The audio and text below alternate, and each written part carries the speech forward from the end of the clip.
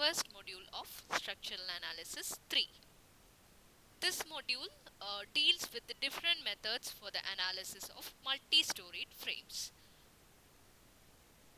Multi-storied frames are having two or more stories as shown in this figure. We know that in practical most of the buildings are multi-storied.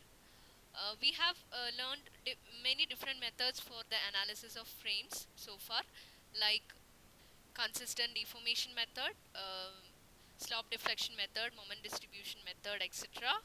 Keynes method. Then why should we go for approximate methods for the analysis of multi-storied frames? So, analysis of multi-story frames by approximate methods. In the case of multi-story frames, degree of indeterminacy is very high.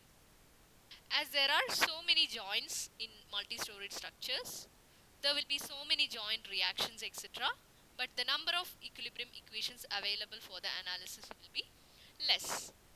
That is why their degree of indeterminacy is also very high.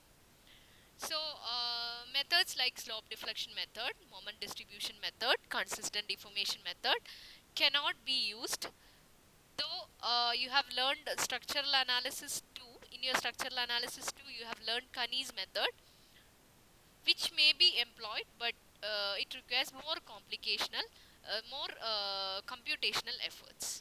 നമ്മൾ ഇതുവരെ structural analysis 1-ലും 2-ലും ആയിട്ട് ഇൻഡെറ്റർമിനേറ്റ് സ്ട്രക്ചേഴ്സിനുള്ള analysis പഠിച്ചതിൽ നമുക്ക് ആകെ കുറച്ചെങ്കിലും multi storeyed ഫ്രെയിംസിന് employ ചെയ്യാൻ പറ്റുന്ന method എന്ന് പറയുന്നത് കനീസ് മെത്തേഡാണ്. പക്ഷേ കനീസ് മെത്തേഡ് അപ്ലൈ ചെയ്യുമ്പോഴും ഒരുപാട് കമ്പ്യൂട്ടേഷണൽ എഫേർട്സ് ആവശ്യമുണ്ട്.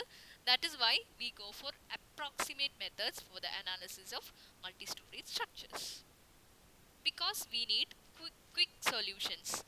For quick solutions, designers use approximate methods. ആ approximate methods ആണ് നിങ്ങൾ ഈ ഒരു മൊഡ്യൂളിൽ പഠിക്കാൻ പോകുന്നത്.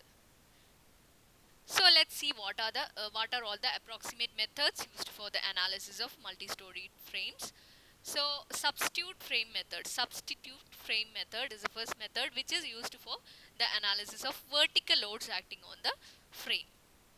Then for the analysis of horizontal loads acting on the frame, we have three methods: portal method, cantilever method and factor method. Substitute frame method for vertical loads and portal method, cantilever and factor method for horizontal loads.